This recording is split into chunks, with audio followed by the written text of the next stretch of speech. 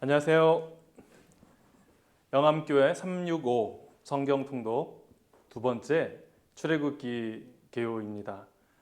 이 시간 같이 출애굽기를 함께 나누면서 출애굽기는 어떤 내용으로 되어 있는지, 또한 출애굽기가 어떠한 특성을 가지고 있는지, 출애굽기를 통해서 우리에게 하나님께서 원하시는 것은 무엇인지에 대해서 함께 나누도록 하겠습니다.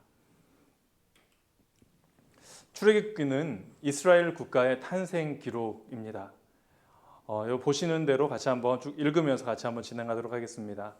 하나님이 애굽에서 노예로 생활하는 자기 백성을 구속하시고 그들을 약속의 땅으로 인도하셨기에 비로소 이스라엘이라는 나라가 탄생하게 되었습니다.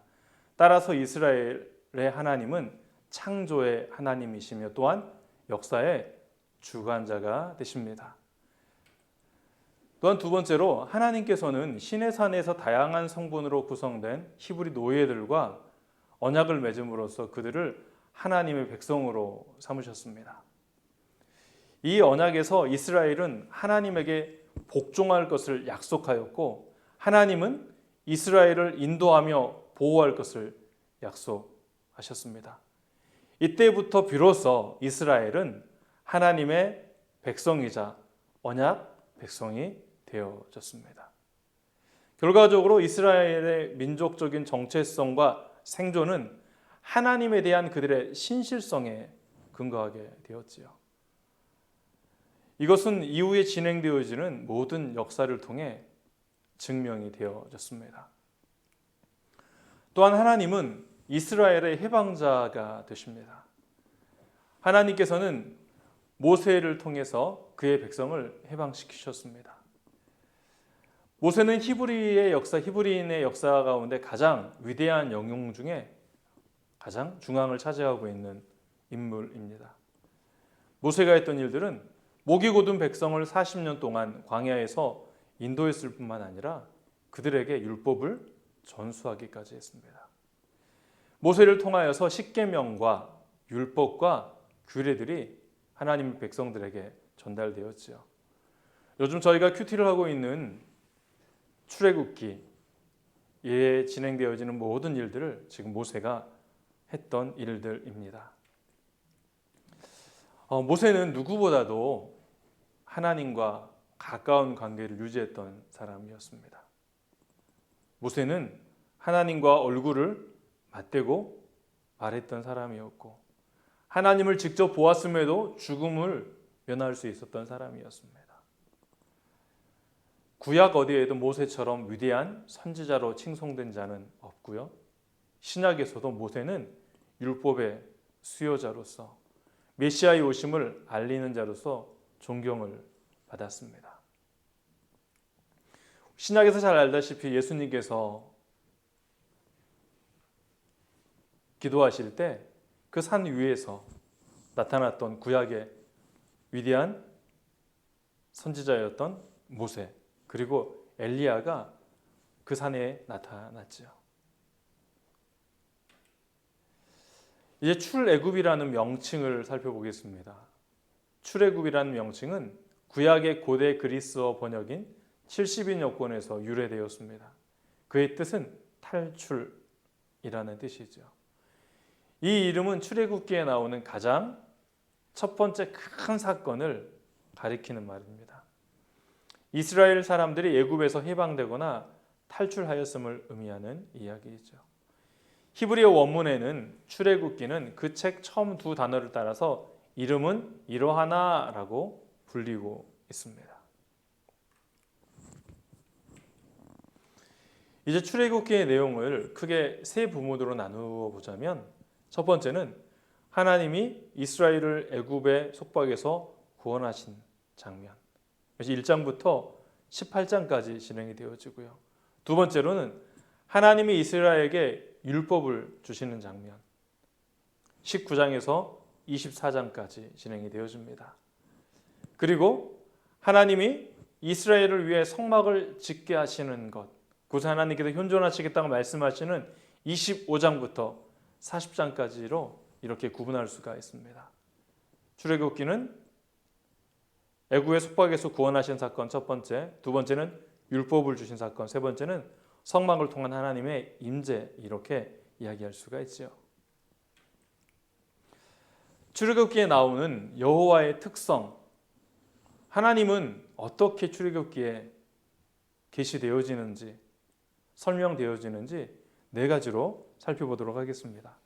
첫 번째는 계시하시는 하나님이십니다. 출애굽기 3장 14절을 보면 나는 스스로 있는 자이니라 라고 말씀하시죠. 이스라엘의 하나님이 누구이신지는 그 백성을 위한 행동에서 드러나셨습니다. 하나님의 이름, 곧 하나님의 정체성은 오직 그 백성들에게만 계시가 되었습니다.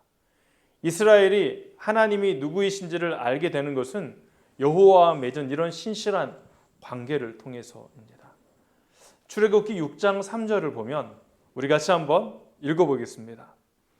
내가 아브라함과 이삭과 야곱에게 전능의 하나님으로 나타났으나 나의 이름을 여호와로는 그들에게 알리지 아니하였고, 두 번째 특징은 구속하시는 하나님이십니다. 출애굽기 20장 2절의 말씀인데요.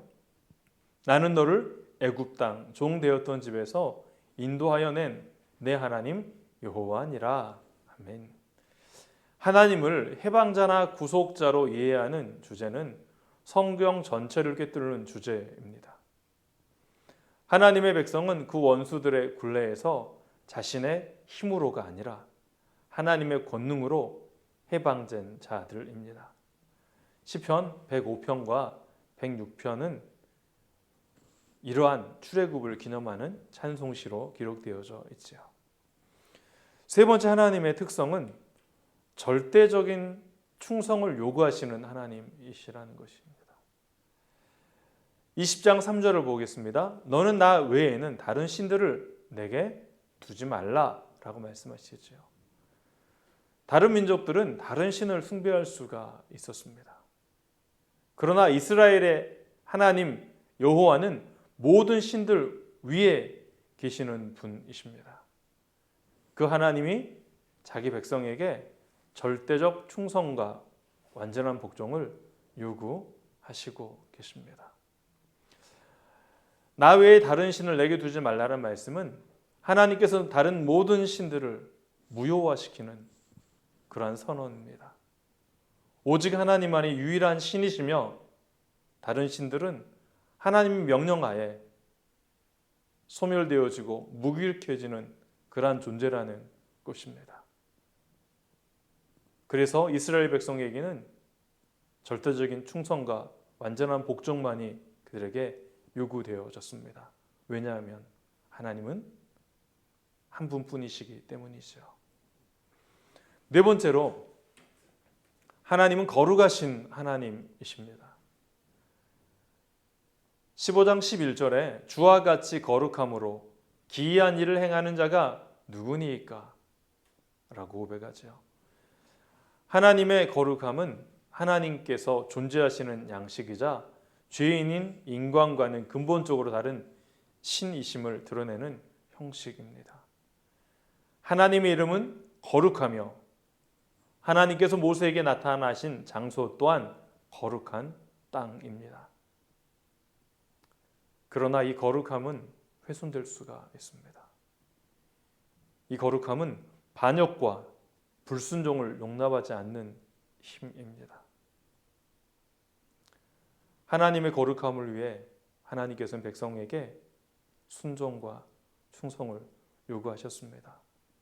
하나님의 백성은 거룩해야만 합니다. 곧 여호와만을 섬기는 백성이 되어야 한다는 것이지요. 출애굽기 19장 6절의 말씀입니다. 우리 같이 한번 읽어보겠습니다. 너희가 내게 대하여 제사장 나라가 되며 거룩한 백성이 되리라. 너는 이 말을 이스라엘 자손에게 전할지니라. 아멘. 이제 출애굽기는 또한 이스라엘 백성의 정체성을 깨닫게 하고 있습니다. 정체성이란 이스라엘 백성의 존재, 이유이며 또한 무엇을 하며 살아가야 할 사명이 그 안에 담겨 있습니다. 첫 번째, 이스라엘 백성은 하나님이 선택하신 백성입니다. 출애굽기 34장 10절의 말씀 우리 같이 한번 읽어보겠습니다. 보라, 내가 언약을 세우나니 곧 내가 아직 온 땅 아무 국민에게도 행하지 아니한 이적을 너희 전체 백성 앞에서 행할 것이다. 언약을 통하여 하나님은 이스라엘 백성을 세계 모든 민족들 가운데서 선택한 백성으로 삼으셨습니다. 이제부터 하나님의 백성은 언약 백성이 되었습니다. 믿음과 순종으로 자기들을 버리지 않으실 하나님을 영원히 섬겨야 되는 백성이 되었지요. 언약은 쌍방간의 관계에서 비롯되어집니다. 하나님은 지키시겠다 말씀하셨고 이스라엘 백성들은 그에 대한 응답으로 믿음과 순종의 삶을 살아야 하였습니다. 이스라엘 백성들이 믿음과 순종으로 하나님께 나아갈 때 하나님은 백성을 지키시며 보호하시며 인도하신다 라고 분명하게 말씀하고 계십니다. 이스라엘 백성은 하나님이 선택하신 백성입니다. 또한 두 번째 이스라엘 정체성은 압제를 경험한 백성이라는 것이죠. 22장 21절을 보면 너희도 애굽 땅에서 나그네였습니다. 이스라엘 자손은 자기들이 애굽에서 겪었던 속박과 고역의 날들을 잊어서는 안 되었습니다.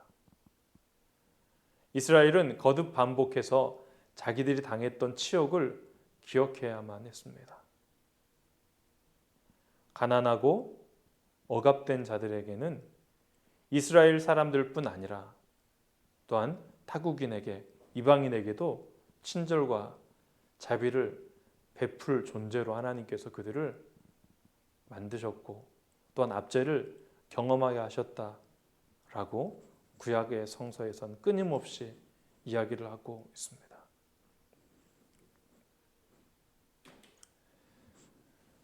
출애굽기를 통해서 우리는 하나님의 택하신 족속이요 압제받은 경험이 있는 백성임을 우리는 알게 되었습니다.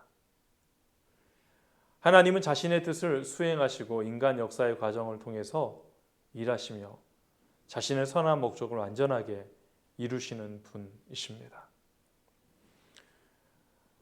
하나님께서는 출애굽기에 계시하시는 하나님, 구속하시는 하나님, 절대적인 충성을 요구하시는 하나님, 그리고 거룩하신 하나님으로 자신을 드러내셨습니다. 또한 이스라엘의 정체성에 대해서 그들은 택함받은 하나님의 백성이요 또한 압제를 경험한 백성으로서 앞으로 그들이 살아야 할 제사장 나라요 택하신 백성으로서 그들은 하나님의 덕을 온 열방에 알리며 살아갈 의무를 가지고 살아가게 되었습니다. 마지막으로 베드로전서 2장 9절 말씀을 읽고 출애굽기 개요를 마치도록 하겠습니다. 같이 한번 읽어보겠습니다. 너희는 택하신 족속이요 왕같은 제사장들이요 거룩한 나라요 그의 소유가 된 백성이니 이는 너희를 어두운 데서 불러내어 그의 기이한 빛에 들어가게 하신 이의 아름다운 덕을 선포하게 하려 하심이라. 아멘. 출애굽기를 통해 다시 한번 우리의 정체성이 회복되어지고 하나님의 덕을 선포하며 우리에게 주어진 이웃들을 돌아보며 살아가시는 하나님의 백성들이 되시기를 간절히 소망합니다.